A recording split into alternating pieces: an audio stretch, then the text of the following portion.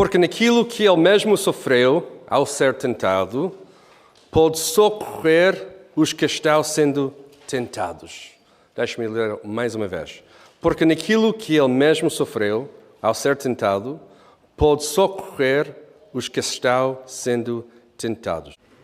Hoje quero pregar a partir de Hebreus 2:18, um sermão que fala sobre tentação e sofrimento. Dois amigos inseparáveis neste mundo se formos honestos, duas coisas que queremos evitar com todas as nossas forças. À primeira vista, perguntamos qual é o problema com o desejo de evitar a tentação e não sofrer. A lógica parece hermética, mas não tem nada a ver com a palavra de Deus, nem com o exemplo dado pelo nosso Senhor Jesus Cristo. Jesus, sendo 100% homem e 100% Deus, confrontou a tentação e abraçou o sofrimento. Se Jesus fez isso sem pecado, por que achamos que podemos fazer melhor, manipulando o sistema para evitar a tentação e o sofrimento? A carta aos Hebreus comunica que não existe nada melhor do que Jesus, e até no meio da pior tentação ou do pior sofrimento. Tendo em conta a complexidade desta passagem, vamos orar e pedir a Deus para nos ajudar a entender o texto e aplicá-lo às nossas vidas. Vamos orar. Ó Pai, confessamos que não lidamos bem com tentação ou sofrimento. Tentamos despachar qualquer coisa que ameaça o nosso conforto e não confiamos em Ti. Perdoa-nos. Sei conosco enquanto estudamos esta passagem hoje, para que eu possa pregar com fidelidade a verdade da Tua Palavra. Em nome de Jesus. Amém. O meu objetivo hoje é comunicar, através de Hebreus 2:18, duas afirmações que vão ser projetadas aqui à vossa frente. A primeira, Jesus sofreu ao ser tentado, mas não pecou. E por causa disso, pode socorrer os que são tentados para não pecar. Estas duas afirmações. Se não tirar nada do sermão, por favor, sai desta igreja com estas duas afirmações. É tão importante. O capítulo inteiro aponta para estas duas afirmações, mostrando a suficiência e a excelência de Jesus para que, nos momentos de tentação, Jesus possa ajudar os seus irmãos. Quando lemos o capítulo, como fizemos esta semana passada, e como vocês sabem, o pastor Tiago pregou a partir destes versículos também, mas a pregação dele estava virada mais para o sofrimento, e hoje vamos falar mais sobre tentação, a partir deste mesmo capítulo. Entendemos que o autor de Hebreus está a encorajar os seus ouvintes para não desistir, mas para continuar. A sua continuação na fé, como hoje vamos descobrir, não é baseada em nada que eles fizeram ou que possam ter feito, mas apenas em Jesus Cristo. Neste sentido, afirmamos, dentro do sofrimento e da tentação, que melhor que Jesus é impossível. Melhor que Jesus é impossível. Melhor do que Ele fez é impossível. E, consequentemente, melhor do que a sua ajuda é impossível também. Melhor do que a ajuda de Jesus é impossível também.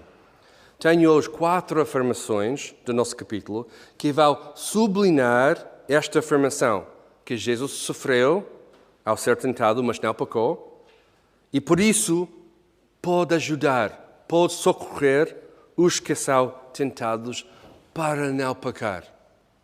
E para terminar, tenho 3 pontos de aplicação, fazendo a pergunta, e queria colocar já a pergunta para pensar nisso.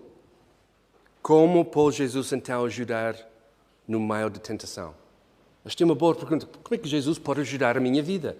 Como é que Jesus pode ajudar a minha tentação? Quando eu estou confrontado com tentação, como é que Jesus pode ajudar? Vamos celebrar estas 4 afirmações assim.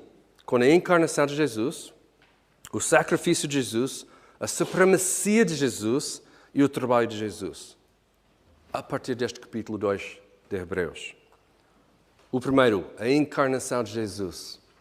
Versículo 9 diz que Jesus foi feito um pouco menor do que os anjos, coroado de glória e honra por causa do sofrimento da morte, para que, pela graça de Deus, sofresse a morte em favor de todos. Talvez não seja uma passagem que nós pensamos que é sobre a encarnação de Jesus. Às vezes pensamos mais em Filipenses 2, por exemplo.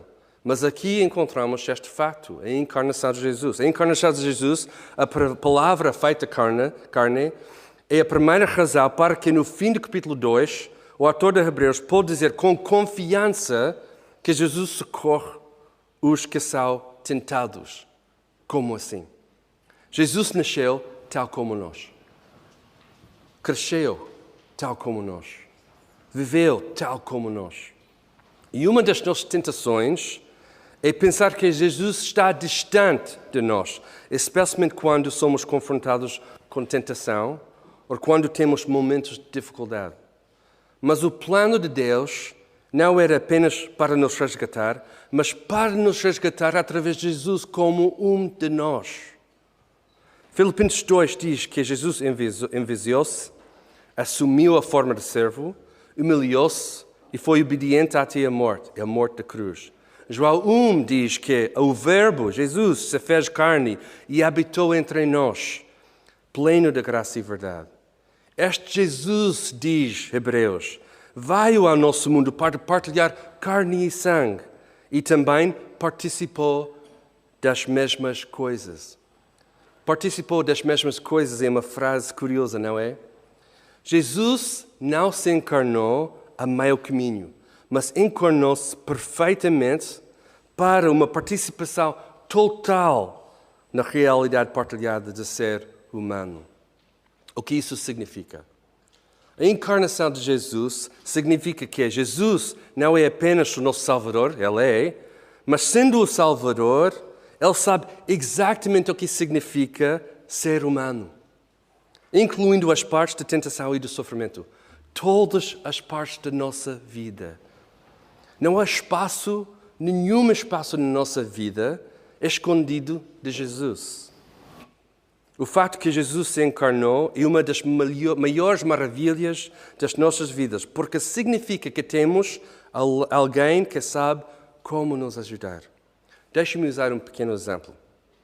Eu e a Hannah, nós crescemos no Quênia, África, mas nascemos nos Estados Unidos. Nascemos nos Estados Unidos, ela no Phoenix, Arizona, e eu no Portland, Oregon.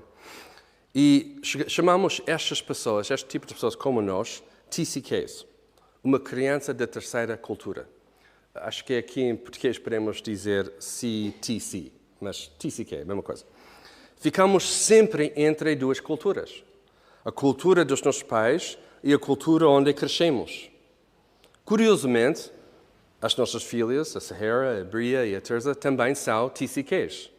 Pobrezinhas, elas cresceram na cultura portuguesa, e este não é porque elas são pobrezinhas, nada disso, é uma benção crescer aqui nesta cultura, mas por causa de nós, e esta é a pobrezinhas, né? Estão entre duas outras culturas. Dos Estados Unidos, a nossa experiência de Quênia, e agora esta terceira cultura também. Uma das piores coisas para um TCK é tentar responder à pergunta, de onde és? Não sabemos como responder. Ou pior, tentamos explicar tudo sem explicar nada. Por exemplo, na minha vida, quando alguém faz esta pergunta, eu digo, bem, nasci no Portland, Oregon, mas com 1 ano de idade fomos para Quênia, África, cresci lá. Mas depois regressamos quando tinha 15 anos e ficámos na Califórnia. Depois, durante alguns anos, depois enlistei-me na Força Aérea, depois fiquei em Oklahoma, Texas, depois Coreia do Sul, Alemanha, Washington, D.C. Depois disso, ficámos novamente em Tennessee para acabar os meus estudos. Depois, 6 anos lá, nós decidimos mudar para Portugal e cá estamos. E a pessoa sempre pergunta, eu não perguntei tudo isso, o que tem a ver comigo? Não é? Mas uma coisa fascinante acontece quando estas pessoas se juntam, quando os TCK se juntam. Ninguém tem que explicar nada. Ninguém tem que explicar nada. Sabemos o que tudo isso significa, viver entre 2 ou 3 culturas. Sabemos o que significa de crescer assim. Sentimos em casa, seguros, sentimos bem. Por causa da encarnação de Jesus, a mesma coisa acontece entre tu e Jesus. Não tens de explicar nada. Ele sabe. Não tens de ficar nervoso. Ele sabe. Estás em casa com Jesus porque Ele é um de nós. Ele é mais chegado que o meu irmão. E cantamos muitas vezes este cântico, não é? Mais chegado que o meu irmão. Mas às vezes não sabemos o que isso significa. Significa que Jesus está conosco. Ele sabe perfeitamente o que isso significa ser humano. Sabe perfeitamente como é que está a tua vida. O segundo ponto esta manhã é o sacrifício de Jesus. O sacrifício de Jesus. Versículos 9 a 10 falam sobre o sacrifício de Jesus na cruz. Ele sofreu a morte em favor de todos para trazer muitos filhos à glória. Esta afirmação aqui é um bom resumo do Evangelho. Como diz o apóstolo Paulo no 15º capítulo da primeira carta aos Coríntios. Cristo morreu pelos pecados, nossos pecados, segundo as Escrituras. Foi sepultado e ressuscitou ao 3º dia, segundo as Escrituras. O coração do Evangelho, o centro do Evangelho é o sacrifício de Jesus, tornando possível tudo o que nós temos como discípulos de Jesus, como cristãos. Temos muita coisa em Jesus. Temos perdão, graça, misericórdia, a nossa justificação declarada e imediata, a nossa santificação gradual e crescente, o amor do Pai e, finalmente, como Hebreus diz logo no livro, a nossa glorificação, finalmente presente com Jesus. O sacrifício de Jesus significa que somos salvos do castigo do pecado, e esta é a nossa salvação. Somos salvos do poder do pecado, e esta é a nossa santificação. E, finalmente, juntos com Cristo, somos salvos da presença do pecado, a glorificação. Não temos tempo hoje para explorar muito o sacrifício de Jesus, mas é suficiente para dizer que hoje em dia é muito comum negar partes do seu sacrifício. O pior, tornar o sacrifício em algo que te beneficia sem requerer a tua própria vida. Ou seja, querer apenas uma parte do sacrifício de Jesus. O que é que dá mais jeito para mim, em vez de receber o que é o sacrifício de Jesus totalmente? O título do sermão hoje é precisamente isto. Dar um jeitinho não chega. Dar um jeitinho não chega. Às vezes a maneira que abordamos o sacrifício de Jesus é achar que Jesus está aqui para dar um pouco de ajuda quando não conseguimos fazer tudo. Mas, queridos, a atitude de dar um jeitinho não é bíblica. De acordo com Efésios 2, 1 a 3, a nossa condição espiritual antes de Jesus é a morte e a separação total. Deixe-me usar um exemplo comum. Pessoas acham que a salvação é como uma pessoa que está a afogar no mar. E no momento certo, Jesus vai lançar uma boia para os resgatar. Mas não é assim, queridos. Antes de Jesus, estávamos mortos, completamente afogados no fundo do mar, sem nenhuma possibilidade de resgate. Mas Deus, e esta é a esperança de Efésios 2, versículo 4, mas Deus, esta frase é tão preciosa, mas Deus, rico em misericórdia, enviou Jesus para nos resgatar da morte. Aliás, versículo 14 deste capítulo em Hebreus diz isso, que Jesus destruiu a morte e aquele que tem o poder da morte, o diabo. O sacrifício de Jesus não é um jeitinho, meus irmãos, para que agora possamos fazer a nossa cena, mas é algo que radicalmente muda a nossa vida. John Owen, o famoso John Owen, também falou nisso quando ele disse: quão grande são as trevas dos homens que, debaixo da nova aliança, procuram o perdão através de qualquer outra forma que não o sangue de Jesus. Terceiro ponto, a supremacia de Jesus. A supremacia de Jesus. A Carta de Hebreus, como vocês já sabem, é um livro que, ao longo de todos os capítulos, a supremacia de Jesus é revelada em tudo. Não há nenhuma página que não tenha a supremacia de Jesus revelada em Hebreus. Jesus é melhor do que os anjos. Jesus é melhor do que Moisés. Jesus é melhor do que o sistema de sacrifício, porque agora Ele é o nosso sacrifício. Nos versículos 10 e 11 temos um bom exemplo da supremacia de Jesus e a declaração que Jesus é o autor da salvação. Prestem atenção, porque logo na aplicação vai ser muito importante lembrar. Jesus cumpriu tal perfeitamente a sua missão que Ele, na sua cruz, pode dizer, está consumado. Ele disse isso na cruz, está consumado. O autor de Hebreus está a usar o verbo grego da mesma família encontrado em João 19:30 para declarar que Jesus, perfeito por meio do sofrimento, é definitivamente o autor de salvação. Ele é o autor da salvação. Jesus disse na cruz, está consumado. E agora o autor de Hebreus está a dizer, pois está consumado em Jesus. Não há outro autor. Não existe outro caminho. Atos 4:12 diz, e não há salvação em nenhum outro, pois debaixo do céu não há outro nome entre os homens pelo qual devamos ser salvos. Jesus é a única maneira. E o fato que Ele tem supremacia na salvação significa que o seu caminho é exclusivo. O caminho de Jesus é exclusivo. Ontem, na preparação para o sermão, li um artigo da Christianity Today sobre o novo inquérito feito nos Estados Unidos sobre evangélicos. Podem descansar, esta é sobre os Estados Unidos e não é sobre Portugal, graças a Deus. Vocês vão entender porquê. Se alguém quiser pesquisar mais sobre este novo inquérito, pode encontrar a partir de The State of Theology, by Ligonier Ministries e Lifeway. E aqui estão os dados mais importantes deste inquérito. Mais uma vez, sobre evangélicos lá nos Estados Unidos. 56% dos evangélicos concordam que Deus aceita o louvor de todas as religiões, incluindo o cristianismo, islamismo e judaísmo. 73% dos evangélicos concordam que Jesus é o primeiro e maior ser criado por Deus. Graças a Deus vocês estão a reagir assim, ok? Porque eu ficaria muito preocupado se alguém estava, amém, amém, pastor, amém, amém, muito bom, amém. 43% dos evangélicos, eu tenho agora de fazer entre aspas, né? Air quotes, os evangélicos concordam que Jesus foi um bom mestre, mas não era Deus. 43%, quase a metade. 57% dos evangélicos concordam que todos pecam um pouco, mas a maior parte das pessoas são boas por natureza. Irmãos, duas coisas. Em primeiro lugar, temos de orar pelos evangélicos dos Estados Unidos. Porque este inquérito é assustador. Assustador. Em segundo lugar, temos de afirmar que tudo que somos, a supremacia de Jesus em tudo. Se afirmamos isto, o que é que seria diferente no inquérito? O que é que seria diferente?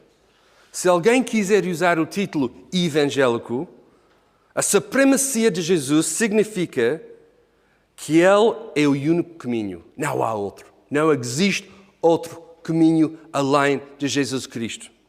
Significa que Ele não foi criado. Ele é Deus. 100% Deus, 100% homem. Significa que Ele é o autor da salvação, não apenas um bom mestre. Significa que, por causa da nossa desobediência e rebelião, nascemos em pecado e culpa e só o sacrifício de Jesus pode trazer muitos filhos à glória. Estás a caminho da glória? Podes agradecer a Jesus. Tens recebido graça e misericórdia na tua vida?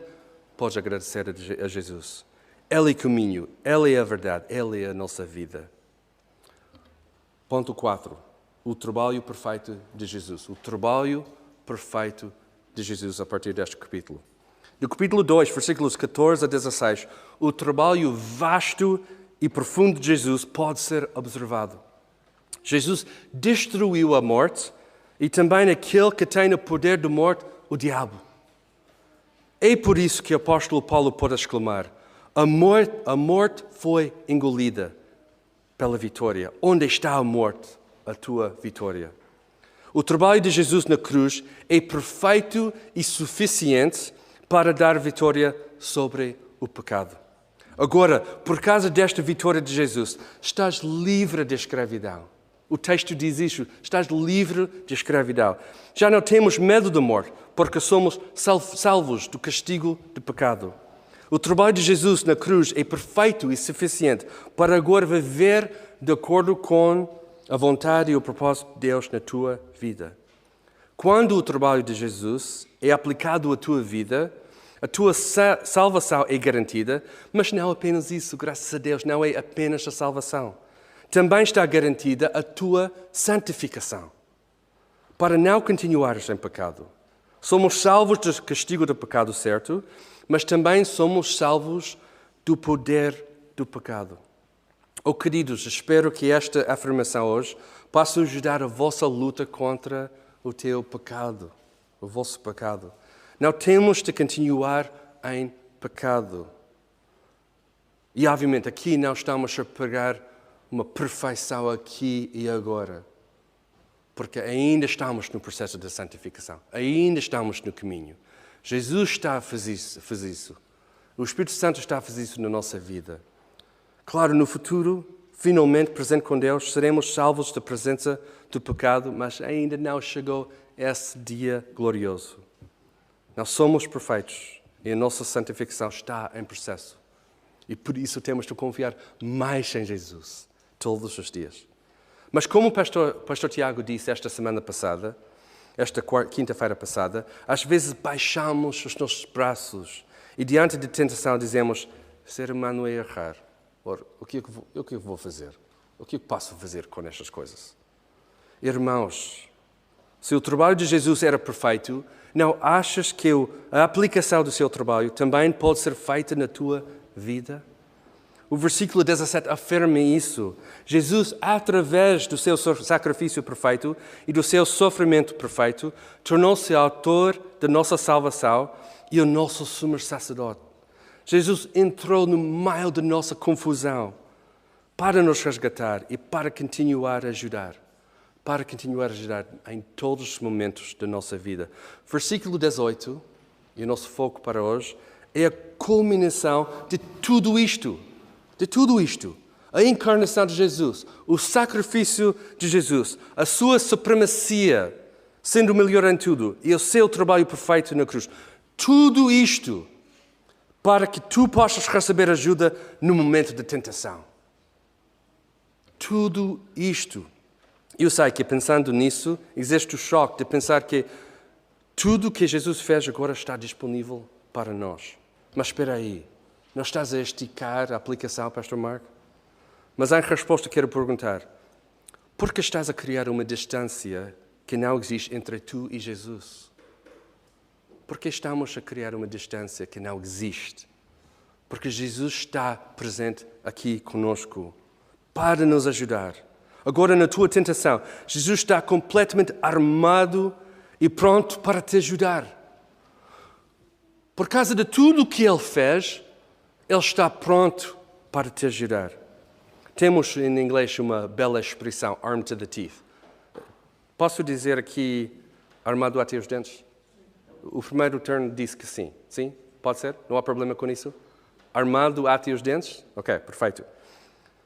Capítulo 2 de Hebreus termina assim, e vou usar as minhas palavras para resumir o que o autor está a dizer. Ele está a perguntar, queres entender tudo isso? Queres entender como Jesus é melhor em tudo? Considera a sua encarnação. Considera o seu sacrifício. Considera a sua supremacia em tudo. Considera o seu trabalho perfeito. Agora, considera isto. Jesus está armado até os dentes para te ajudar na próxima vez que fores tentado. Achas que o pecado vai ganhar? Jesus já conquistou o pecado e a morte.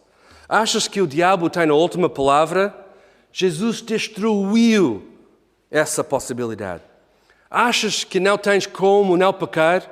Jesus entrou no meio da tua confusão para te resgatar. Achas que precisas de um jeitinho para continuar? Jesus não te quer dar um jeitinho, Ele já deu-te tudo para que tu possas viver. E por isso quero enfatizar mais uma coisa. O teu rendimento diário ao pecado não faz nenhum sentido quando tens Jesus ao teu lado para te ajudar. Deixe-me explicar uma outra vez. Quando entregamos a nós próprios para tentação e pecado, não faz nenhum sentido quando Jesus está aqui ao nosso lado. E tudo o que Ele fez pode ser aplicado no momento de ajuda. Porque Jesus está aqui para fazer isso. Quando não confias em Jesus, sim, cometes pecado e estás sempre no ciclo vicioso de tentar sair, mas não conseguir. Neste sentido, para sair do ciclo de pecado, não é um jeitinho que faz alguma coisa, é o completo e perfeito trabalho de Jesus. Talvez o teu problema, e confesso o meu problema, é que pedimos pouco de Jesus no momento de tentação, quando Ele está armado até os dentes para nos ajudar. Quero terminar com 3 pontos de aplicação, só para ajudar a nossa reflexão durante a semana. E quinta-feira cá estamos para continuar a conversa e por isso não se esqueçam de enviar as suas perguntas para mim ou através de geral@igrejadalapa.pt. Todos os pontos de aplicação têm a ver com esta pergunta. Como é que Jesus pode nos ajudar no momento de tentação? Esta é a nossa aplicação. Como é que Jesus pode nos ajudar durante o nosso tempo de tentação? Através de 3 coisas. O seu poder, a sua presença e a sua providência. O seu poder, a sua presença e a sua providência. O seu poder. O que é que aconteceu na tentação de Jesus? Mateus 4 diz que Jesus foi tentado 3 vezes. E 3 vezes Jesus respondeu com a palavra de Deus. Se Jesus, no momento de tentação, respondeu à tentação com a palavra de Deus, o nosso poder no momento de tentação também é a palavra de Deus. Quando respondemos à tentação com a palavra de Deus, o pecado não tem nenhum poder. Jesus pode ajudar no momento de tentação quando usamos a palavra de Deus. Ele é a palavra de Deus. A palavra feita carne é Jesus. Pro tip. Eu tenho aqui com as 3 coisas um pro tip. Vocês sabem o que é? Um pro tip? Um conselho? Não sou um pro, mas um pro de Jesus. O pro é Jesus, né? A primeira vez que és tentado, abra a palavra para ver em primeira mão o imenso poder de Jesus que enfrenta a tentação por ti. E eu sei que este é tão simples. Oh, Pastor Mark, este é tão simples. Abra a palavra. Sim, queridos, abra a palavra. No momento de tentação, abra a palavra para ver o que Jesus vai fazer na tua vida diante de tentação. Ele já destruiu a morte. Ele vai fazer muito além do que isso. Porque achamos que nós temos de responder à tentação. Neste sentido, temos de deixar Jesus a fazer o heavy lifting na luta contra o pecado. Deixa Jesus fazer esta parte difícil na tua vida. Por que é que pensamos que nós temos de fazer aquela tarefa? Jesus aqui não está a pedir-nos para fazer isso. Jesus está a dizer, responde com a minha palavra, porque a minha palavra tem o poder para conquistar a tentação e o pecado. A sua presença. A sua presença. Jesus pode ajudar através da sua presença. Mas Jesus está sentado à direita do Pai, certo? Sim, filhos de teologia, muito bom. Mas o que Jesus diz em João 16? Jesus disse que enviará o Consolador, o Espírito Santo, que vos conduzirá a toda a verdade. Temos a presença do Espírito Santo conosco 24/7. Todos os momentos da nossa vida, todos os dias, todos os anos, todos os instantes, todos os segundos, nós temos a presença do Espírito Santo conosco. Hebreus 2:18 é uma promessa de ajuda que está a ser cumprido nas palavras de Jesus em Mateus 28:20. Eu estou convosco todos os dias até o final dos tempos. Jesus pode ajudar no momento da tentação. Deus está contigo para te dar sabedoria e discernimento. Mais um pro tip de Jesus. A próxima vez que fores tentado, pede ao Espírito Santo que te conduza na sua verdade. Temos acesso imediato do Espírito Santo para nos ajudar, para nos conduzir à sua verdade, a verdade da palavra, a verdade de Jesus. E o Espírito Santo, Deus presente conosco, está disponível para dar discernimento e sabedoria, para saber como confrontar a tentação, para evitar estas coisas, para continuar a confiar em Jesus. O Espírito Santo está conosco. Infelizmente, provavelmente, o membro da Trindade menos falado hoje em dia é o Espírito Santo. E temos de recapturar esta importância, que o Espírito Santo está conosco no momento de dificuldade e no momento da tentação também. A sua providência. Jesus está disponível para ajudar através da sua providência, ou seja, a providência de Deus. Deus é um bom Pai e a sua providência vai continuar a ajudar no momento de tentação. 1 Coríntios 10, 13 diz: não veio sobre vós nenhuma tentação que não fosse humana, mas Deus é fiel e não deixará que sejais tentados além do que podeis resistir.